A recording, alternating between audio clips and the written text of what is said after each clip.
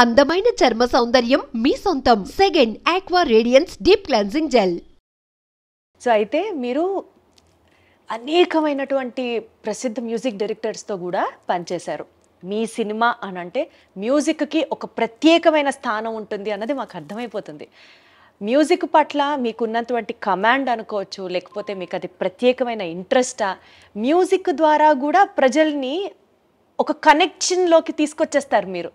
ఏంటి మీకు అంత మ్యూజికల్ సెన్స్? మీ రూమ్లోకి రాగానే రాఘవేంద్ర గారు ఆ పక్కన ఆ కీబోర్డ్ అది చూసి కూడా అబ్బా నా క్వశ్చన్ కరెక్ట్గా అడుగుతున్నా నేను అని అనిపించింది. మీకు మ్యూజిక్ అంటే అంత ప్రత్యేకమైన ఎఫినిటీ దేనికి? మొదటి నుంచి ఫస్ట్ పిక్చర్స్ అన్నీ చక్రవర్తి చేశాడమ్మా. చక్రవర్తి నేను క్లోజ్ ఫ్రెండ్స్ అనమాట.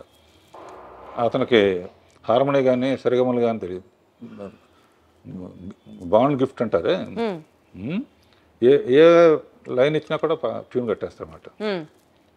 సో చక్రవర్తితో జర్నీ మ్యాక్సిమం 30-40 సినిమాలు చేసామమ్మా. తర్వాత మహాదేవన్ అన్నారు. తర్వాత పెద్ద చేంజ్ అసలు మ్యూజిక్లో సెన్సేషన్ చేసింది మన ఇళయరాజా గారు.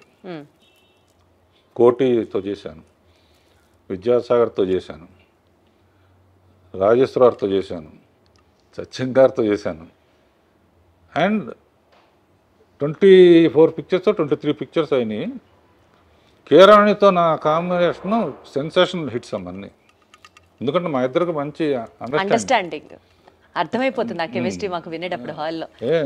ఇప్పుడు ఏ సినిమా అయినా సరే కీరాణి లేకపోతే నేను పని చేయలేను అనమాట.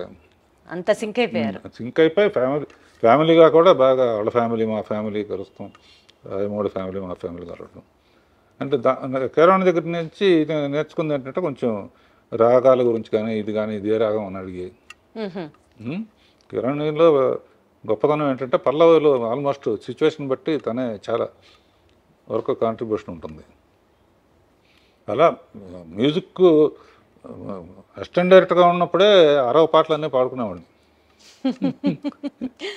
అండ్ మేము హాలిడేస్కి నేను మా బ్రదరు విలేజెస్కి వెళ్ళాడు. కేసరపల్లి మాది.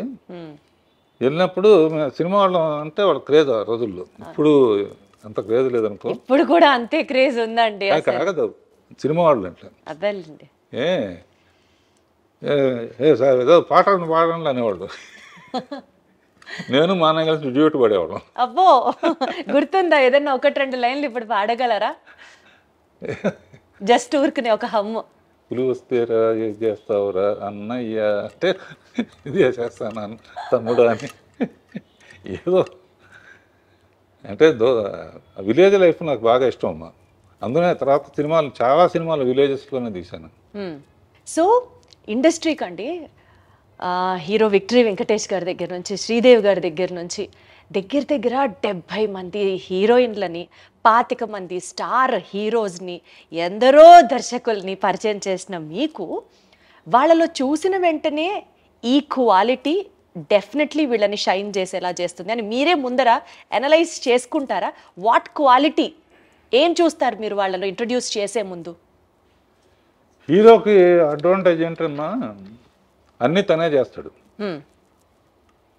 ఇంట్రొడక్షన్ కానీ, డ్యాన్సులు కానీ, నథింగ్, ఫైట్లు కానీ, విలన్తో పోరాడి ప్రజల కోసం ఏదో చేయటం. సో హీరోయిన్స్ కేవలం అందంగా చూపించాలనేది మైండ్లో. ఆల్రెడీ అందంగా ఉన్నా కూడా ఒకసారి రాజమౌళి ఒక ఇంటర్వ్యూలో నన్ను అడిగాడు, మేము చాలా పాటల్లో హీరోయిన్ బాగా అనుకుంటామండి, మీ దాంట్లోనే ఎక్కువ బాగుంటారు, కారణం ఏంటి అన్నారు. అంటే నేనేమన్నా అంటే హీరోయిన్ రాగానే ఫేస్ ఎంక చూడండి నేను అసలు అనగానే అందరు గొల్లు నవ్వారు. అంటే సరదాకని చెప్పి ఏంటంటే ఎవరు పూర్తిగా అందంగా ఉండరమ్మా. కొంతమంది నవ్వు బాగుంటుంది, కొంతమంది కళ్ళు బాగుంటాయి, కొంతమంది. సో ఏది బాగదో అది చూపించకుండా అవాయిడ్ చేయటమే మీ గొప్పతనం, మీ స్కిల్. లేకపోతే కొంచెం అటు ఇటుగా ఉంటే చుట్టూ పూలు పెట్టి అందులోంచి అమ్మాయిని, అదా పూలకి అసలు కారణం. అలా అల్టిమేట్గా ఏంటంటే లక్షాధికారికైనా రిక్షావాడికైనా సరే వాళ్ళు చెయ్యలేని చూడలేని తెర మీద కనపడితేనే పర్టికులర్గా కింద స్థాయి వాళ్ళు అయితే మటుకు వాళ్ళే శ్రీదేవితో డ్యాన్స్ చేసినట్టు, వాళ్ళే జయసుతో డ్యాన్స్ చేసినట్టు, వాళ్ళే విజయశాంత్తో డ్యాన్స్ చేసినట్టు ఊహించుకుంటారు. కంపల్సరిగా సినిమా రిలీజ్ అయిన తర్వాత విజయవాడ వెళ్ళామండి, విజయవాడ ఏలూరు అన్నీ. వాళ్ళ కామెంట్స్ చాలా విచిత్రంగా ఉంటాయి మనం ఊహించిన దానికన్నా కూడా. జగదేవ రాత్రుల సందరికి శ్రీకాకుళం ఎక్కడికి వెళ్తే ఒక అతను అన్నాడు, ఈ సినిమా ఎవరైనా సరే 3 సార్లు చూడాలంటే 3 ఏంటారు లెక్క అని అడిగాను నేను. ఒకసారి చిరంజీవి కోసం చూడాలి ఏం చేస్తున్నాడని, ఒకసారి శ్రీదేవి కోసం చూడాలి ఏం చేస్తుందని, ఒకసారి ఇద్దరిని కలిపి చూడాలి. అంటే వాడు ఎంత ఆలోచన. మనం కూడా ఈ యాంగిల్లో చూస్తే ఇద్దరు అద్భుతంగా చేస్తూ ఉంటే ఇద్దరు 2 చూడలేము కదా, ఎవరిని చూసి న్యాయం చేస్తాం. అందునే అంత అన్ని రోజులు కానీ అన్ని. సో వాళ్ళ దగ్గర నుంచి చాలా నేర్చుకోవాలమ్మా, ఆడియన్స్ దగ్గర నుంచి. మనం తీసి పంపించేయటం కాదు. తర్వాత అప్పుడు ఓన్లీ ల్యాండ్ లైన్లు కనుక ఏంటి సినిమా పరిస్థితి అంటే వాళ్ళు ఫోన్లో చెప్పారు, విపరీతమైన రిపీట్ ఆడియన్స్ అండి, 13:3 వరకు చూసి కొంతమంది వెళ్ళిపోతారు, ఇదేంటి డబ్బు టికెట్ కొని 13:3 వెళ్ళిపోవటం ఏంటి అన్నాను. 13:3 ఆఖరి సాంగ్ వస్తుందండి, ఆ సాంగ్ ఆ మజా ఊహించుకుంటూ దారిలో ఒక బీరు కొనుక్కుని మల్లెపూలు కొనుక్కుని ఇంటికి వెళ్తాడు. అంటే వాళ్ళ విశ్లేషణ అమ్మా, నేను అనుకునేది కాదు, ఆడియన్స్ పల్సు. అంటే ఎవరైనా కళలు వస్తూ ఉంటాయి, లేకపోతే ఇదిగా ఏంటంటే అదే మూడ్లో అంటే సాంగ్స్కి పర్టికులర్గా పేరు రావడానికి రీజను ఇటువంటి. Got it sir. అలాంటి ఎలిమెంట్స్ని మీరు ఎక్కువ ఫోకస్ చేసేవాళ్ళు, ఆ దృష్టి ఆలోచించేవాళ్ళు. సరదాగా చిరంజీవి గారు కానీ వీళ్ళు కానీ మీరు హీరోయిన్స్ అందంగా చూపిస్తారు, అన్నీ మీరే చేస్తున్నారు కదా, యాక్షన్ మీరే చేస్తున్నారు, వీళ్ళంతా ఛాలెంజింగ్ మీరే చేస్తున్నారు, అట్లీస్ట్ పోనీ అందంగా హీరోయిన్లైనా చూపిద్దాం కదా అని చెప్పేవారా? ఏదో జరిగిపోయిందమ్మా.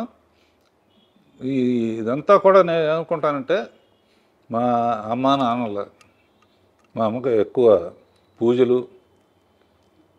ప్రతి నెల ఒక జ్యోతిష్కుడి దగ్గరికి వెళ్ళి ఏంటి మా చిన్నాడు సంగతి ఏంటి, మా పెద్దాడి సంగతి ఏంటి. అందులో సౌందర్యలహరిలో లాస్ట్ ఎపిసోడ్లో మా ఫ్యామిలీ అందరితో మదర్ లేరు అప్పటికి, అదేదో ఫ్యామిలీ పరిచయం కోసం చేసాం అనుకుంటున్నారు. లాస్ట్లో నేను ఉంటాను, ఒకసారి చూడము. చాలా బిజీగా ఉండి ఎప్పుడు ఇంట్లో నెలకు ఒక 4 రోజులు ఉండేవాడు, పిల్లలు ఏం చదువుతున్నారో కూడా నాకు తెలిసే కాదు.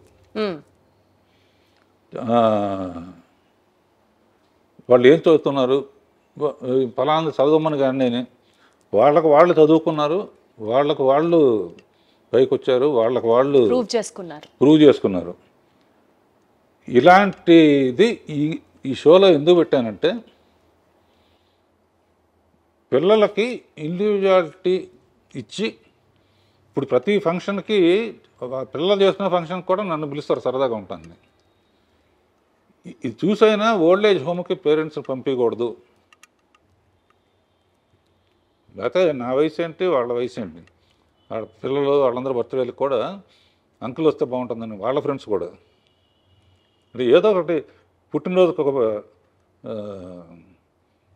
సత్యపండు ఉండేవాడు, పాటలు తెలుగుదేశానికి పాటలోను బర్త్డే సాంగ్స్, ఎవరు బర్త్డే వస్తే వాళ్ళ మీద ఒక సాంగు అంతకుముందు తీసిన స్టిల్స్ వేసి ఏదో ఒక ఇంట్రెస్ట్ క్రియేట్ చేస్తూ ఉంటాం అన్నమాట. సార్ మీలా స్పార్క్ ఉంటుంది సార్, అది ఎవర్ లైటింగ్ స్పార్క్. ఇందాకే నేను మిమ్మల్ని పాయింట్ అడుగుదాం అనుకున్నాను, మనం ఈ ముచ్చట్లలో పడి అది కొంచెం పక్కకి వెళ్ళింది, కానీ మళ్ళీ గుర్తొచ్చింది. రామారావు గారితో మీకు ఒక ప్రత్యేకమైన అనుబంధం ఉంది. మీరు అసలు షో స్టార్ట్ చేస్తున్నప్పుడే వాళ్ళ పేర్లు తలుచుకుంటూ స్టార్ట్ చేశారు. మీకు అంత క్లోజ్నెస్ ఉన్నప్పుడు వాళ్ళతో రాజకీయాలలోకి మీరు రావాలి అని ఎప్పుడు అనుకోలేదా? ఆ ప్రవేశం గురించి ఎప్పుడు ఆలోచించలేదా? ఏదైనా తెలిసిన పని చేయాలని నా ఉద్దేశం అమ్మా. థ్యాంక్స్ టు చంద్రబాబు నాయుడు గారు. సరే, ఇందాక మీరు ప్రతి పని స్టార్ట్ చేసే ముందు వెంకటేశ్వర స్వామి దగ్గర నుంచి స్టార్ట్ చేస్తాం, ఆయన పాదాల దగ్గర ఆ కార్యక్రమాన్ని పెట్టి స్టార్ట్ చేస్తామని చెప్పారు. ఈ ప్రస్తావన వచ్చినప్పుడు Annamayya, romantic, drama, mythology, fantasy, ఇన్ని జోనర్లలో సినిమాలు తీసే మీకు, comedy and glamour most important అని భావించే మీకు, అన్నమయ్య లాంటి ఒక డివోషనల్ సబ్జెక్ట్ చెయ్యాలి అని ఎందుకు అనిపించింది? యాక్చువల్లీ అన్నమయ్య సినిమా ఇప్పటికీ కూడా రీసెంట్ సినిమా రిలీజెస్తో పోల్చుకుంటే ఆడియో ఆఫ్ అన్నమయ్య ఆ సేల్స్ ఇప్పటికీ కూడా స్కై రాకెటింగ్ అవుతూనే ఉన్నాయి. అన్నమయ్య ఒక ఆణిముత్యం, అన్నమయ్య మ్యూజిక్ అసలు వేరే లెవెల్. ఈ డివోషనల్ సబ్జెక్ట్ చేయాలన్న థాట్ మీకు అసలు ఎట్లా? అది ఏదైనా ఆయనే ఇచ్చాడు. తిరుపతి సినిమా మొదలు పెట్టేటప్పుడు తిరుపతి వెళ్ళి మొదలు పెడతాం, గడ్డం ఇచ్చేస్తాను. అయిపోయిన తర్వాత తిరుపతి వెళ్ళి గడ్డం ఇచ్చేస్తాను. ఇట్లా ఇప్పుడు వరకు నా గడ్డం తిరుపతిలో తప్ప ఎప్పుడైనా ఎక్కువ రోజులు అయితే పెడితే కొంచెం ట్రిమ్ చేస్తాను అంతే.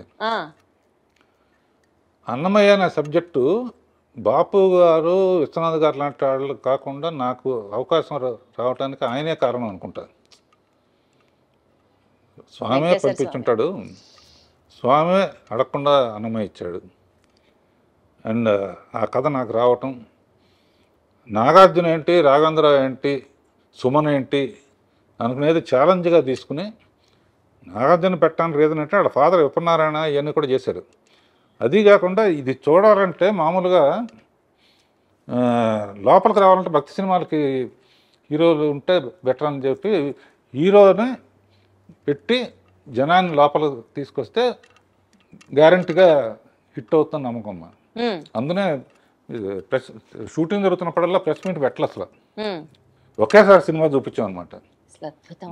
బెస్ట్ కళ్ళకి పండగ అసలు స్వామిని అలా చూడడం. అసలు క్లైమాక్స్కి అయితే ఇప్పుడు కూడా ఫోన్ చేసి కళ్ళెమ్మటి నీళ్లు తిరగని వాళ్ళు ఉండరు సార్. ఉన్నారంటే వాళ్ళకి అసలు ఇంకా వాళ్ళు వేరే జోనర్ అని అర్థం చేసుకోవాలి అంతే. ఇప్పటికీ టీవీలో వచ్చినప్పుడు చూస్తే ఫోన్లు వస్తాయి నాకు, ఎందుకు రాకుండా అంత ఏడిపించావు అంటే. నాకు కూడా అది రామదాసు నిజంగా స్వామి మీ చేత జయించారు అన్నట్టుగా భావించారు. చిరంజీవి గారు, వెంకటేష్ వీళ్ళందరూ కూడా ఎన్ని సినిమాలు చేసి లాభంగా ఒక అన్నమయ్య చాలు అంటాను. అండ్ మనం బాధ్యతగా తీసుకుని ఇంట్రడ్యూస్ చేసిన వెంకటేష్ కానీ, మహేష్ బాబు కానీ, అల్లు అర్జున్ కానీ వీళ్ళందరూ వాళ్ళ టాప్ పొజిషన్లో ఉన్నందుకు అంతకన్నా మనకేం కావాలి? సార్థకం సార్, అసలు జన్మ సార్థకం అంతే. మీతో పనిచేయడమే మహాభాగ్యం. అలాంటిది ఇంట్రడ్యూస్ చేసి వాళ్ళందరూ టాప్ పొజిషన్లో ఉండడానికి కారణం మీరే అని అంటే మాత్రం అసలు ఇంత కంటెంట్మెంట్. సార్ ఇప్పుడు పెద్ద సినిమాల్ని అంటే 70mm స్క్రీన్ ఫిల్మ్స్ని, బిగ్ సినిమాస్ని మీరు షూట్ చేశారు, మీరు హ్యాండిల్ చేశారు.